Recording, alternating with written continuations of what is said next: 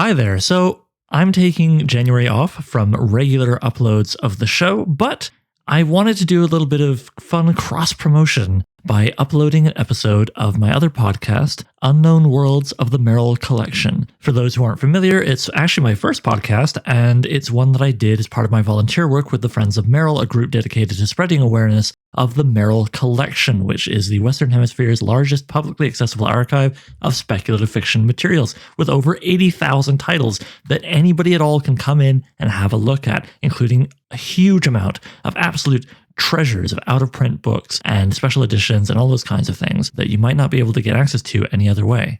I say it's something I did because I need to step down from it on account of just having lots of other things that I'm doing, including this podcast, my novel, and the magazine that I will be kickstartering in February, New Edge Sword and Sorcery. The preparation for, is why I am taking January off from regular uploads. But I wanted to share with you here an episode of Unknown Worlds, my last one, a special one that dropped long after the second season dropped back in the summer and spring. It just went up in December. It's an interview about climate fiction with Kim Stanley Robinson.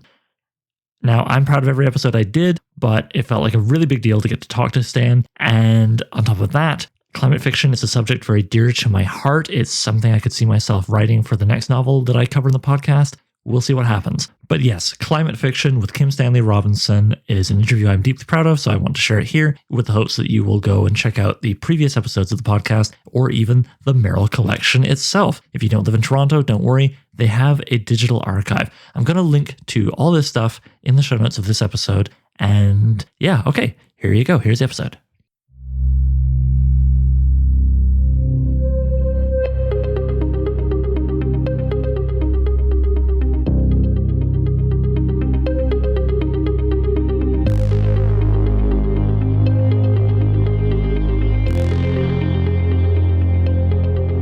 Hello, and welcome to Unknown Worlds of the Merril Collection. I'm your host, Oliver Brackenbury. The Merril Collection of science fiction, speculation, and fantasy is the Western Hemisphere's largest publicly accessible archive of genre materials. Each week, we explore a different world of genre fiction in conversation with a special guest. This is a very special episode where the subject is climate fiction, and the guest is author Kim Stanley Robinson. Robinson is an American science fiction author who has had a long and distinguished career producing some 22 novels and many short stories. Nature, ecological sustainability, economic and social justice, and climate change and global warming are all recurring themes across many of his works. In 2020, Robinson's latest book, The Ministry for the Future, came out. Set in the near future, the novel follows a subsidiary body established under the Paris Agreement, whose mission is to act as an advocate for the world's future generations of citizens, as if their rights are as valid as the present generations. While they pursue various ambitious projects, the effects of climate change are determined to be the most consequential. From this work alone, it shouldn't be hard to see why we would invite Kim Stanley Robinson onto the show to discuss climate fiction, which is literature that deals with climate change and global warming. It's not necessarily speculative in nature, but in my personal reading experience, it pretty much always is, whether it takes place in the now or the near future, and it frequently involves sort of dystopian or utopian themes, depending on how rosy or not the outlook of the book is. Though the term sci-fi was coined by freelance news reporter and climate activist Dan Bloom around 2007 or 8, works which could be considered climate fiction long predate that, such as Robinson's own Pacific Edge, a novel exploring a more ecologically minded America centered on a small town in California. So without further ado, let's get to my conversation with Stan about climate fiction.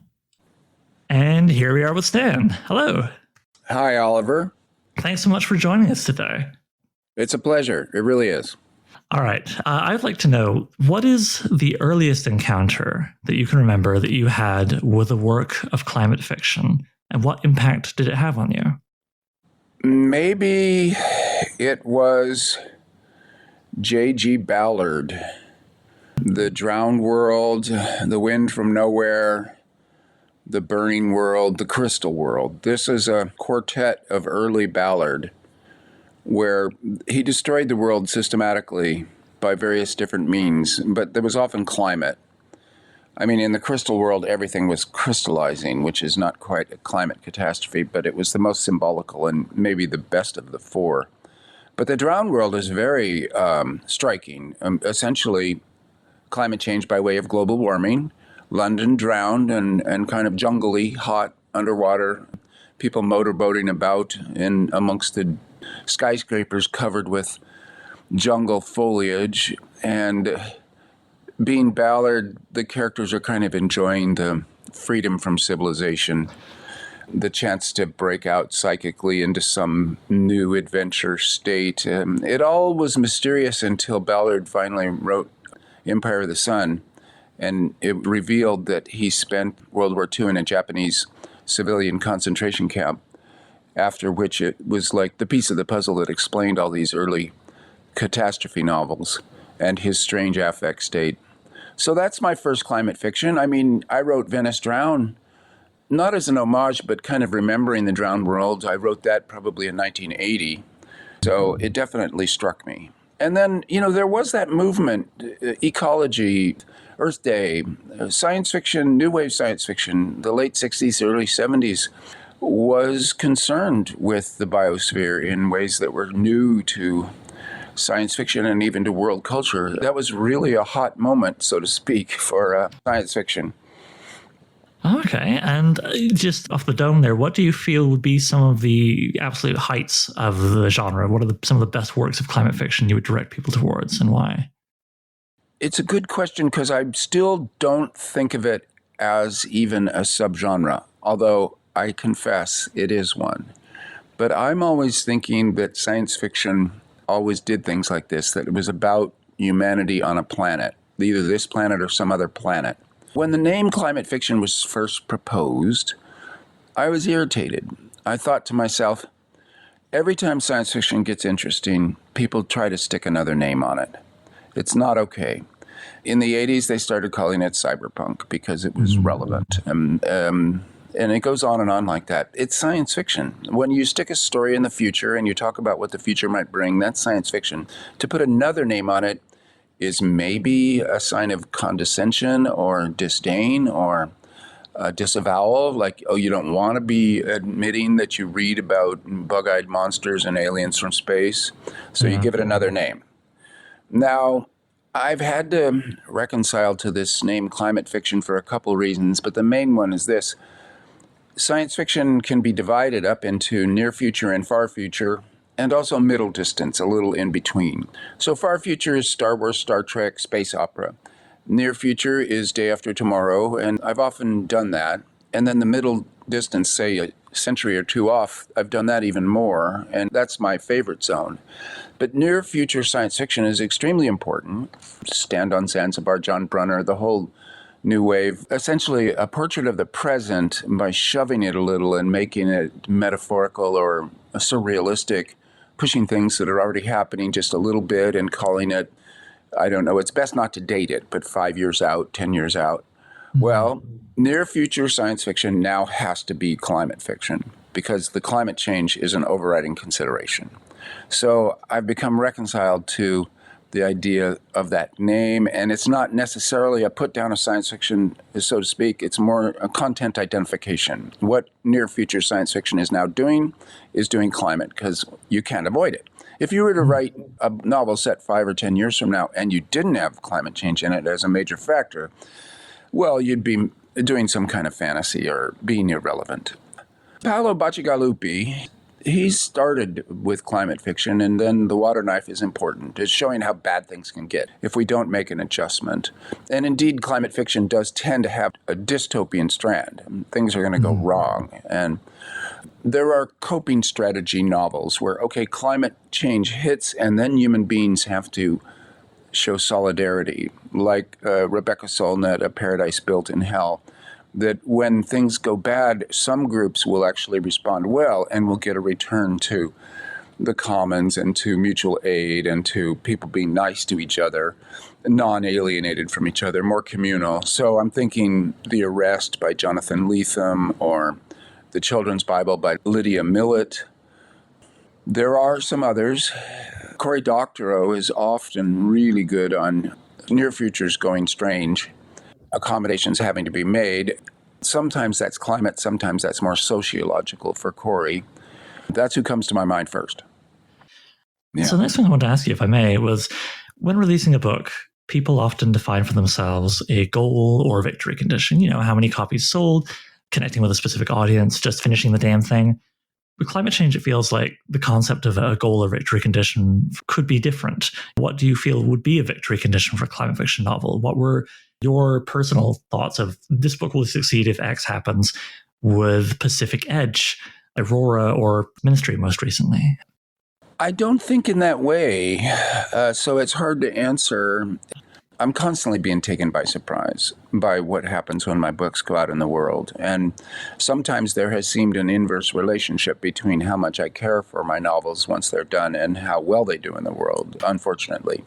Some of my favorites have gone out and not done well, let's put it that way. But I think that science fiction is there to help people build their cognitive mapping system, their internal historical GPS. Where are we? Where are we going? And understand the news better so that it's a form of sharpening your ideological lenses.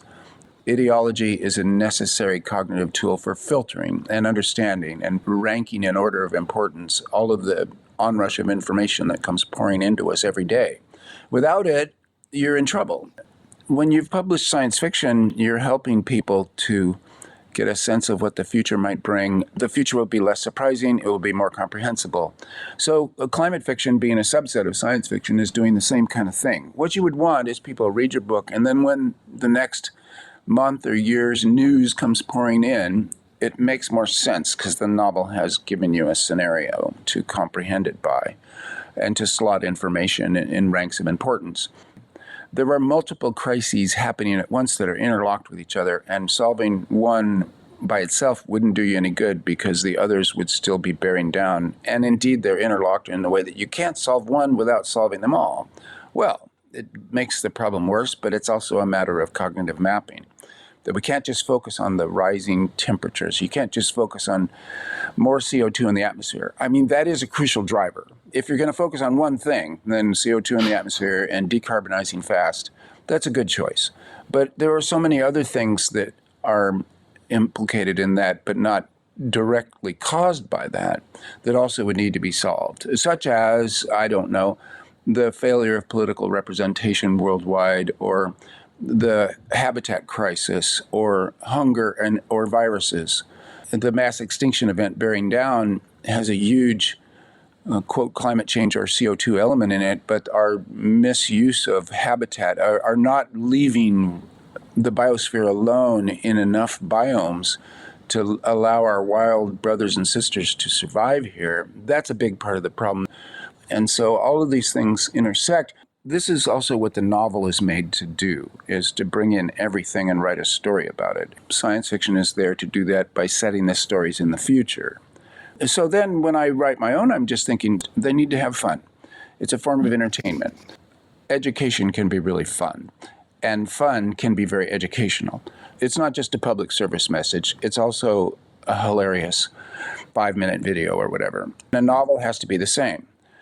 So I'm thinking if people enjoy this novel, then great. And if they learn something about what's coming down and how civilization works right now and how the biosphere is doing, then also great. I don't set benchmarks. That would be, in some cases, devastatingly painful, in some cases, astonishingly gratifying, because I've had a kind of a roller coaster of a career. What do you see as the role of violence in climate fiction and in climate action? You mentioned in a talk you gave at Stanford in January of this year something about the difference between sabotage and violence, and you were surprised there wasn't a lot more sabotage happening. Is that correct? That's kind of correct. I remember that discussion, and indeed it keeps coming up, and it needs to be addressed. My Ministry for the Future portrays a world in which lots of things are going wrong, and yet the overall tide of history is going well enough that at the end of it you're thinking, aha, we squeaked through the 21st century without a mass extinction event. And that's the new definition of the utopian novel.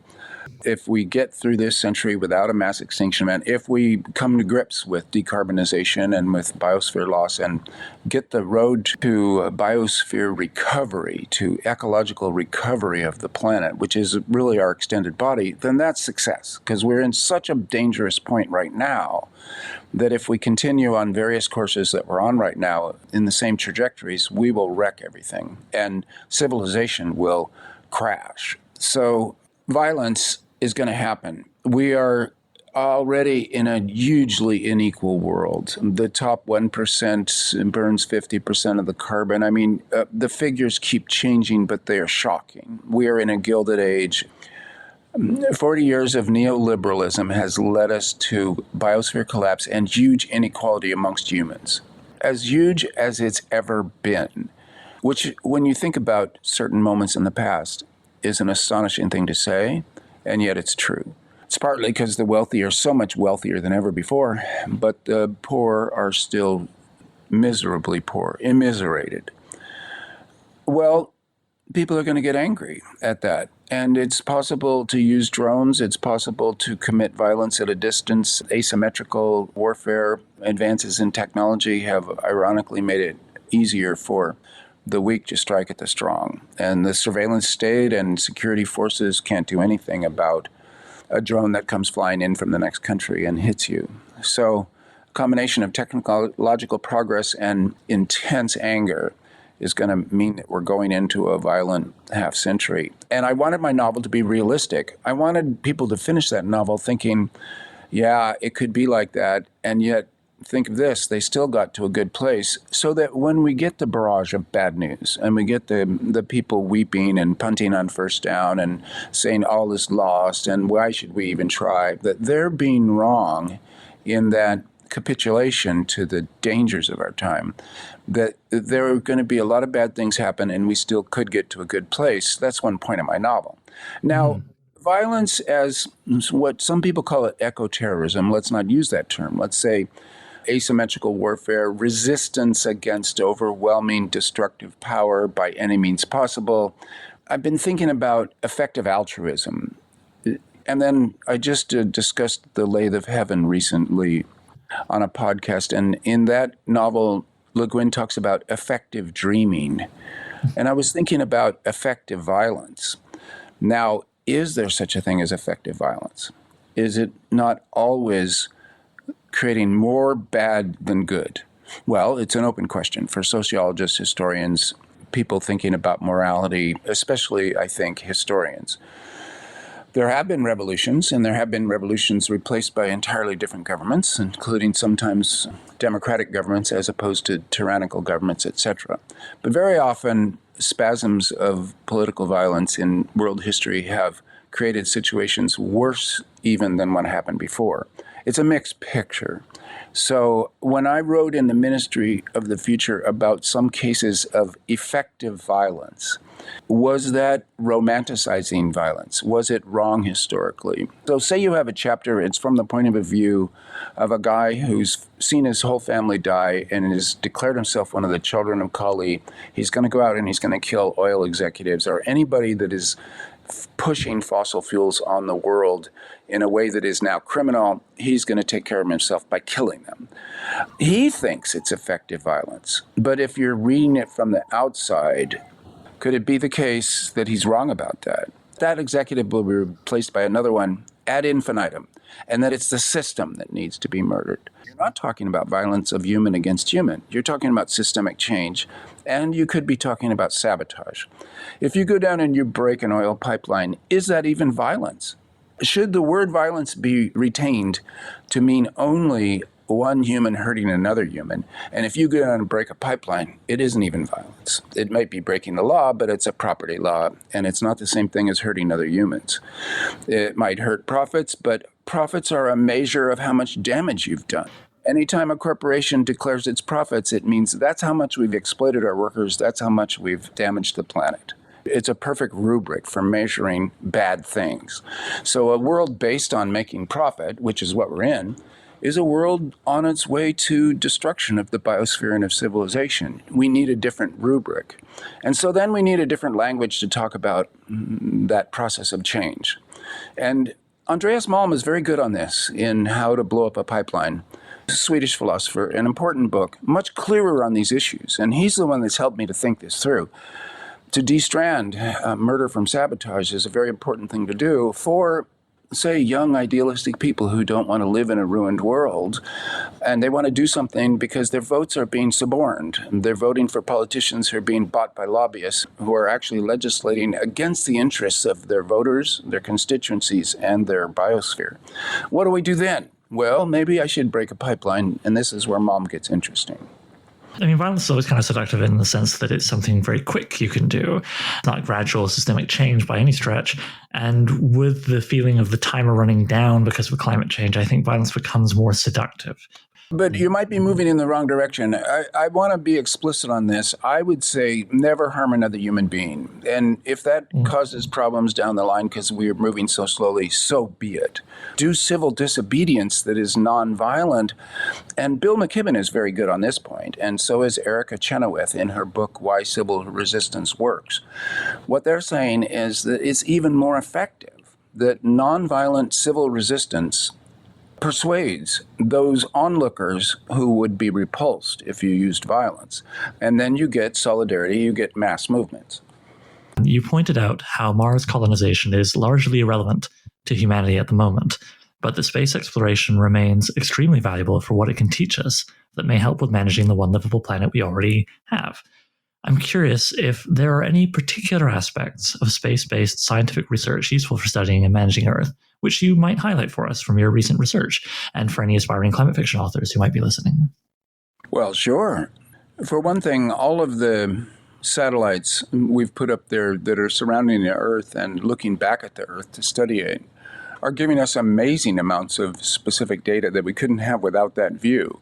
There are now satellites that can pinpoint where methane is being released, right to the leak in the gas pipeline, or to the point source, whatever. It could be a pig habitat. We're raising that many living beings that emit methane, a stockyard or such. You can see that from space.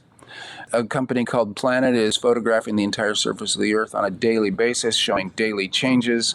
Those can show us where problems are appearing, where deforestation is happening, where floods have what they've done, and where the next dangers might be.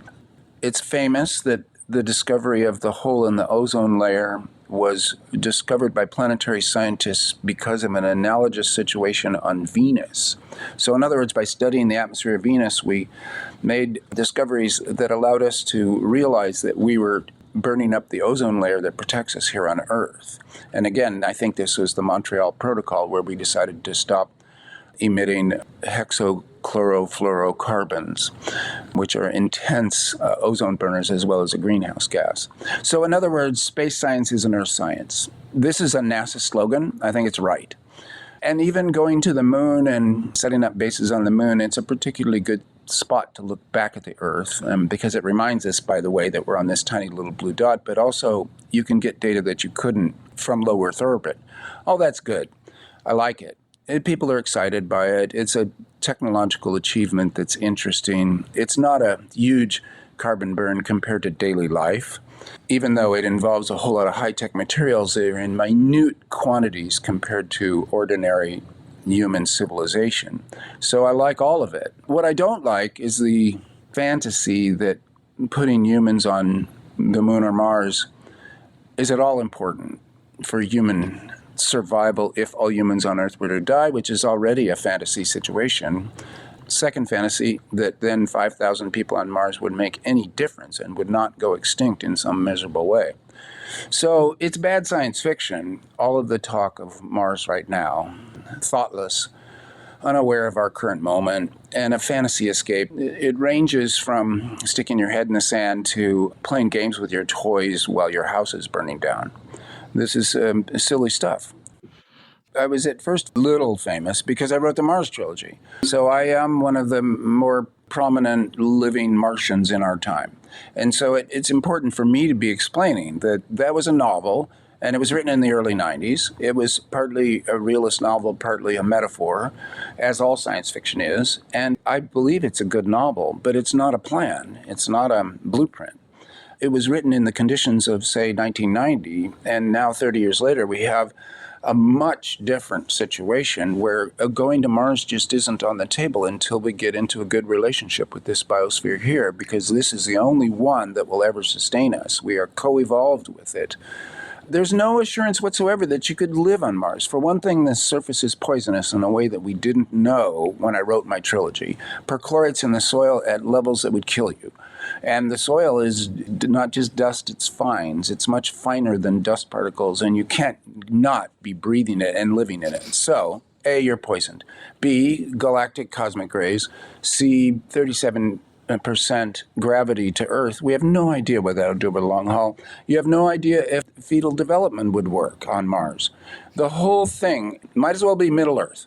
How has writing climate fiction, especially something as easily interpreted as a manual or blueprint for resolving climate change as Ministry, affected your relationship to your readers in particular and the public at large? If I remember correctly, this did lead to certain things like getting, sort of a full access pass to COP26, and things like that. Well, the Ministry for the Future came out just over 2 years ago, and I can honestly say that it's blown up my life and has been a completely different experience to any of my previous novels. And that has been so shocking. I mean, I've been perpetually surprised, but you can't be surprised for 2 years straight. I'm just perpetually surprised by what happened. Here's my interpretation of this. It's not my best novel. I like it. There's not many novels that are like it in providing a kind of a plan, a blueprint, a description of things going well over the next 30 years. And what it does is it fills an empty niche in people's desires. In our cultural ecology, people want that story. And I've seen this now so often that I can say this with real assurance, because I've seen it with my own eyes in interactions with people. People are hungry for that story. They want to think it can come out all right in the next 30 years. Well, where do you go for that story? You can get it in part if you parse the IPCC reports or various scientific reports, the National Academy of Sciences proceedings. They'll present exit ramps or routes to avoiding a mass extinction event in various kinds of quantitative or even summary terms, like an abstract.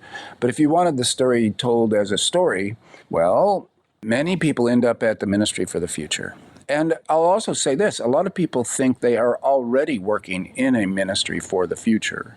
And when they read the book, they recognize themselves and their own work. And people like fiction to represent themselves and their own work occasionally. So the combination of all these things has been such that I've just been trying to represent the book, stay out of the way of the book, don't publish sequels, don't publish something different, make sure that that book continues to have the impact that it's having. God, just trying to imagine Ministry of the Future 2 is in my mind. Yikes. That would be bad. Well, if I may come back to that January talk, there was another element I'd like to riff off of.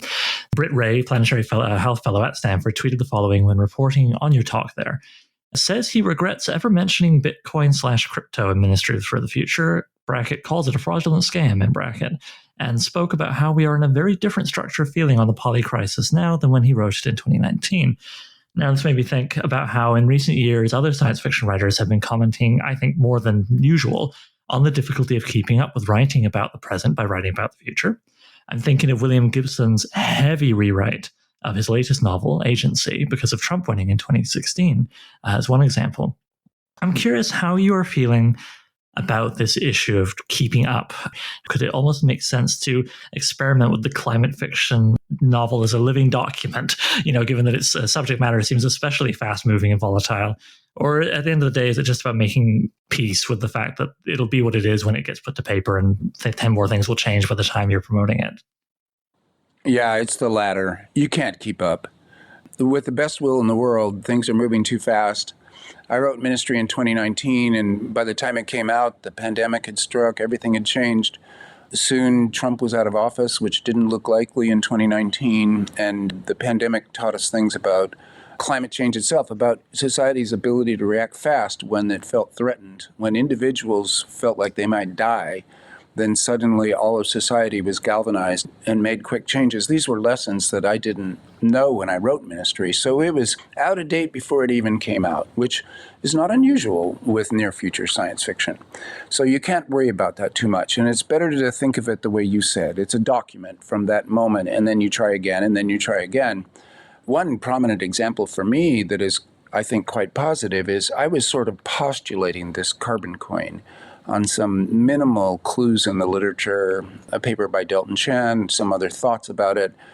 And I had my Mary Murphy rallying the central banks of the world to back essentially green or quantitative easing, or decarbonizing quantitative easing, so that the first creation of new money out of the central banks would be spent on green work first and then just enter the general economy. So like a lot of leftists, I've begun to regard Keynesianism as a leftism, government-driven.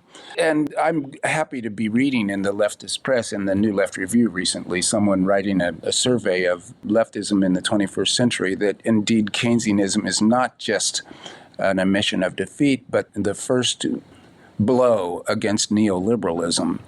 So I wrote all that. And then it turns out there's a network for greening the financial system that existed all along. At this point, it's like 90 of the biggest central banks on the planet. And the theorists get together in this study group to try to work on green quantitative easing. So it already existed in the world. And this is good news. It's not like I would think, oh dear, I didn't predict something, or oh dear, I was ignorant when I wrote my novel and I had the plot of my novel describing something that already existed as coming into being. Big deal. It's great that this already exists. And it's validating that I was on the right line there, because I thought I was just tracing a few theorists and my own notions of what might work. In fact, I had independently rediscovered something that true financial scholars and theorists have already been trying to work up. This is good news. So we need to seize all good news that we get these days, because there's an awful lot of bad news.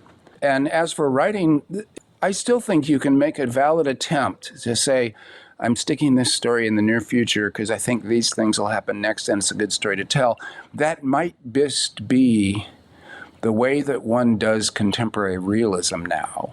In other words, if you were to set a novel in 2022, so you write it as if it's a domestic realism, as I call it. Sometimes people call it literary fiction, which is a stupid name for a stupid subgenre. But say you're doing domestic realism, then you write 2022. By the time it gets processed, published, and out there, it's historical fiction. So what do you do if you want to write about now? It's like skeet shooting with a shotgun. You aim a little bit ahead, you shoot ahead, and by the time the book's out there, it's completely contemporary.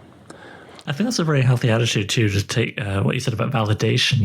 I think maybe there's a bit of ego when he's put aside if the goal is to be the one who predicts correctly rather than tells a compelling, motivating tale. That is a egotism, because if you have made a correct prediction, it's by accident. In other words, you didn't succeed at anything. It's just that if you were to count out the 10 things that you got wrong, but you focus on the one thing that you got right, you are not that good a predictor. You're no different than any other human. A very bad track record on predicting the future. Yeah, and it's so tempting for readers to want to put that on science fiction authors as being, oh, no, you were a much better predictor than you thought. I mean, Gibson floats back to mind again when I think about people often love to frame him as a prophet. And he says, yeah, okay, I kind of predicted cyberspace, internet, whatever, because I was walking past an arcade and I got an idea. But if you go to Neuromancer, it's set 300 years in the future or whatever. Nobody has cell phones. No, Gibson is superb on all these things. He's got a good judgment, good balance. One of his most famous novels is a great self-description, pattern recognition. He's good at pattern recognition, and he's a good novelist. So, no, I have a lot of affection for Gibson personally, and I admire the attitude that he has towards the whole phenomenon. He's very balanced and sane for a science fiction writer. I think that's a good assessment. So I imagine your research for Ministry was never really over until the final draft was submitted for printing, though correct me if I'm wrong. In general, you write pretty weighty books that require a lot of research. I was wondering if you could share with us a little bit of your craft, a little bit about what your process is with research. Sure. And there are no tricks involved. I read a lot. I don't look at visual media. I think information intake is much greater by reading, at least for me. I'm a reader. I'm not a watcher. It's amazing what in the visual media I have not seen, ranging from Casablanca to any of the great TV series. I've never seen any of them, not even a minute. So I read my movies in the review literature or whatever. So, okay, research, I'm always doing it. It's just part of reading. Daily, you can get for free Nature Briefing, Society for Environmental Journalists, Bloomberg Green. They'll send you a morning, weekday email with links and with short articles. Then also Science News, which has existed now for 50 years or so, and now it comes every 2 weeks. I like to read it in print rather than online. I'm sure you could do both. So science journalism, and just a constant intake. What's going on? And that's suggestive to any science fiction writer. And then if I get interested in the topic, I start reading the prominent books on it, and oftentimes by journalists or nonfiction writers that everybody will know. Michael Lewis is very, very good. The Big Short, Liar's Poker. John Lanchester over in England, very good. So people can explain things at that level. And then I go to the scientists themselves. And this was true even when I was completely unknown science fiction writer. A scientist will always tell you about their field. If you give them an opening, the real problem is, can you get them to shut up about it, which is often difficult. So I do that all the time, and what I do is I research on a need-to-know basis. I'll write a scene in ministry, I'll look at it, it's not good. What would make that scene better would be me knowing X, Y, and Z. I go out and find out about X, Y, and Z, I rewrite the scene. So the iterative process of research and revision is crucial. And then you still miss a lot, and you have to not freak out about that. You cannot be comprehensive. This I call the Coleridge problem. Coleridge was going to write an epic poem. He told Wordsworth, his friend, I'm going to write an epic poem just like your prelude, but first I have to know everything about mineralogy and ancient history and Greek and Sumerian. And of course, he never wrote his epic poem. He was never prepared. So you can't let that stop you. And I guess the last thing I would say about this is it's not really research. I'm reading for fun. This stuff is interesting. Contemporary science is finding out the most remarkable things. You can do CRISPR, you can change your genes. Well, my Lord, there's a science fiction story for you. The moral dilemmas and the implications of that we're grappling with, and stories would help there. And it goes on and on like that. So I'm having fun. And truthfully, for ministry, I wrote it in 9 months. I was, of course, researching at every moment of that right to the last page. But mostly the previous 30 years had prepped me for it. Many a time I didn't have to learn new things. I had to organize my thoughts about stuff that I had already written about before in New York 2140 or in the Green Earth trilogy or all the way back to the Mars trilogy. Terraforming Mars is a kind of geoengineering of Earth analog. So my whole career had made me prepped. And indeed, I thought of ministry as, let's just put all our cards on the table this time. A lot of short chapters, let's be a little crazy. And to go back to something else that you said, yes, I wish I had never mentioned the word blockchain.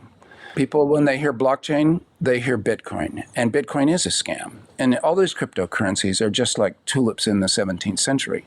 It's financial speculation of the worst kind. So blockchain is also an extremely cumbersome form of cryptography. And it has a carbon burn aspect to it. It has this so-called trustless thing. Well, it's not money. Money is a system of mutual trust. So when you say trustless money, it's like you're saying black-white. It does not function as such. We trust the U.S. dollar, and every other currency on earth is benchmarked to the U.S. dollar as being the world imperial coin. And beyond that, if there isn't trust, then it becomes just a speculative bubble. People are misunderstanding what money is. And also, people at Google have told me there's way better coding systems than blockchain. You could easily create a hash with like a 10-second stamp. In other words, in the future, they will regard that as a historical term. And they'll be talking about digital money. They'll be talking about cryptography, but they won't be talking about blockchain. So that was my mistake. You know, if I could go back to 2019, rewrite it, I would take it out. But, you know, mistakes happen.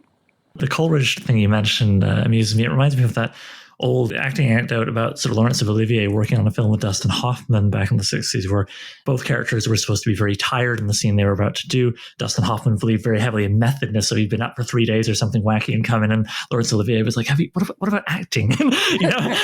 And to me, I think about research and writing, and you think about fantasy authors or aspiring authors trying to do all the world building before they put down a single scene.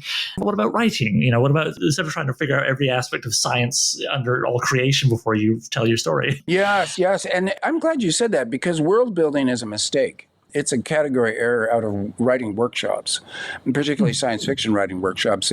It should be called setting. And amongst the elements of a story, here's the elements that matter: plot and characters. And then you've got things like theme, style, setting, ambience, which tense you put it in, all these workshop terms. Setting, I love setting. It is evocative. It can raise to the level of a minor character, maybe, but it's really the human characters that people care about in fiction. And so world building is a kind of a category error on the part of people thinking, I love The Lord of the Rings by J.R.R. Tolkien because Middle-earth is so well developed and there's elvish languages and there's a history going back 2,000 years. No. You love The Lord of the Rings because of Frodo and because of Aragorn and Gandalf. And then the setting is like, oh my gosh, I was really there. And that's valuable. And I've done that myself, my Mars trilogy. People talk about 10 pages of a continuous description of rocks on Mars. That isn't quite true. But the feeling of overdoseness, that you have been drenched in Mars, well, the same thing with Middle-earth. World building is a derivative effect. And it's just like what you were suggesting. You shouldn't do it first and then think of a story that goes there. This is backwards and wrong. I'm curious, what is your approach to grounding all these facts and huge world-girdling issues, particularly in something like climate change with its wicked problems and so forth, as we've discussed, in people, in character? I feel like that must be very important, because you don't want people to get lost trying to just keep track of a bunch of disparate facts or feel overwhelmed by nothing but big emotions. In that Le Guin interview, I remember you mentioning her novel Always Coming Home, and how something that you found maybe a little difficult was that it wasn't as grounded in character, maybe, as some other of her stories. And so maybe the ideas kind of float off a little bit. Well, that's right. And I would only say this now that Le Guin is dead. I would be terrified to say it with her alive. If she heard it, she'd be really mad at me. But I don't think Always Coming Home works because of indeed this, as someone said to me, it's like the Dune Encyclopedia without Dune. You have the world building, you have that post-civilization Native American imitation culture in huge detail, the flute music, the anthropological thing. It's based on her father's book, Handbook of the California Indians, in structure. And it does the same thing as her father's book, but for a future culture. Well, the story's lost, the characters aren't important. It's an example of what I'm talking about here. It's world building over plot and character. For me, okay, I had a global novel. It had to have low protagonicity. It had to have lots of voices. Fine. I still needed a spine. It's like a very scattered body. I needed a spine. I needed a central story. So I had Mary and Frank and their story, which is strange and transgressive. It disturbed me to think about their relationship. I had to think about Stockholm Syndrome and Lima Syndrome, which is the opposite of both of those operating at once, of resentment and revenge against someone that scared you, and so you scare them back for the rest of their life. I mean, that was a complicated relationship that I found interesting, that was at the heart of the story, and all the rest of the saving ourselves from climate change needed to be hung from that central story, that if it worked, it would be, how does Mary deal with this guy who kidnapped her and scared the shit out of her? And then she has him under her thumb in that she can visit him in jail and then leave, and he's stuck in jail. Well, it was perpetually interesting to write those scenes because I didn't know what would happen in them. I would get out of the way and see what happened when they talked to each other. It was an interesting process, and this is what novelists live for. You set the situation up right, and then your imagination can run with it. And we know from our dreams that we have tremendously strong imaginations at all times.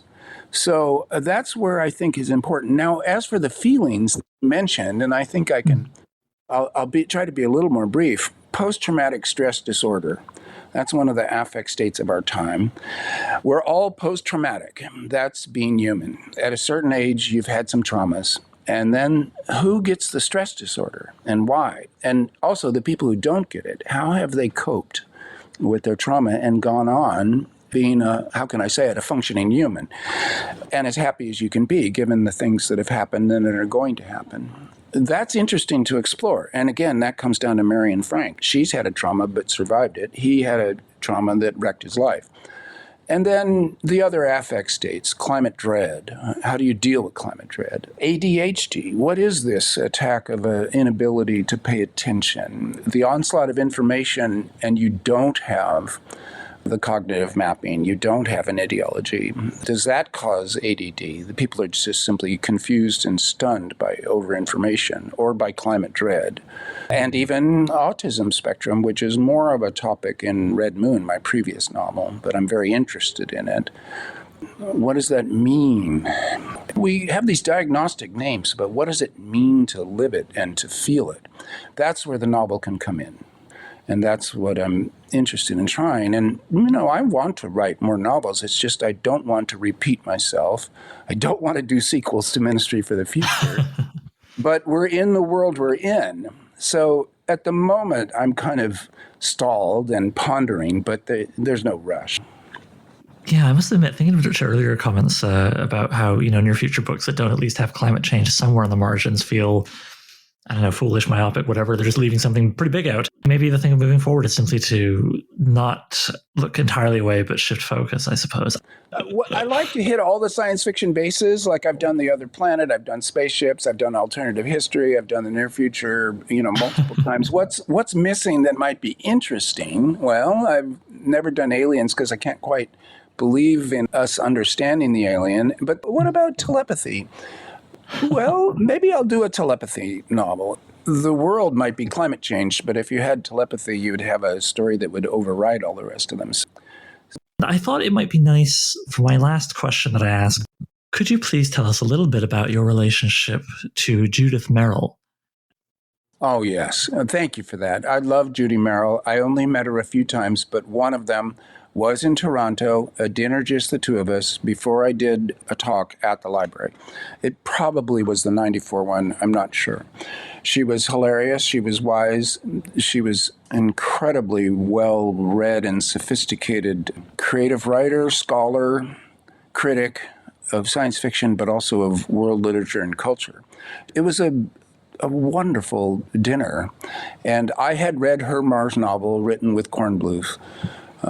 Maybe it's called Outpost Mars. It was a publisher's title, but in any case, a beautiful novel that she marked with her own thinking and import. I mean, who knows how collaborations go, but it struck me as a Judy Merril novel. And I had read all of her collections that shaped what science fiction could be, her annual anthology. Somebody gave me the complete paperback set of these. So a lovely evening, and at the end of it, over at the event itself, I read from the third story in my Escape from Kathmandu, The True Nature of Shangri-La. That might be the name of it. I'm not sure.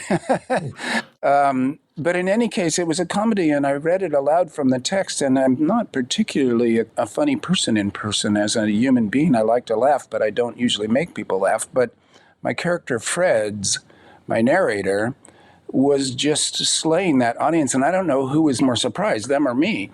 But it's by far one of the great readings of my life that same evening, so I remember it distinctly. And my surprise that Fred's was striking people funny was, of course, surprise will usually mark your memory.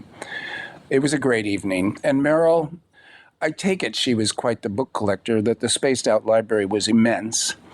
And that's great that it all got assembled, that it got renamed after her. Very important, I think. And it's important to hold to her memory that science fiction can be the best literature going. That was what she was saying. And this was in the 50s and early 60s. And of course, J.G. Ballard was a huge figure in her anthologies. She was saying to the world, if you want to know what's going on, you don't go to literary fiction where people are trying to imitate the modernism of the 1920s and failing quite badly. You go to science fiction. So she was an early blast of the trumpet, that something crucial was going on in world literature, and it was called science fiction. So I loved her for that, and I always will. Well, thank you so much for that. Yeah, I started with, I always get the number slightly wrong. It's either 5 or 10,000 original texts that she donated. And currently the collection has over 80,000 in its stacks and remains an incredible research for writers, readers, and enjoyers of the history of the genre across the board, where you're, of course, always welcome back if you ever want to come and talk again. Well, this has been absolutely marvelous, unless there's something else you'd like to tell us about what you have coming up in terms of your next work. No, let's stick with Judy. Yeah, I like it too. Thank you so much. I have nothing coming up. I appreciate the honesty. Thank you so much, Stan. Yeah. All right. Thank you. This has been Unknown Worlds of the Merril Collection, hosted by myself, Oliver Brackenbury, and produced by Chris Dickey as part of the Friends of Merril. The Friends are an all-volunteer group dedicated to promoting the Merril Collection through events and projects like this show. Learn more at friendsofmerril.org. You can also check out the show notes for our social media links and to further explore today's topic. Thanks for listening. We'll see you next time in another world.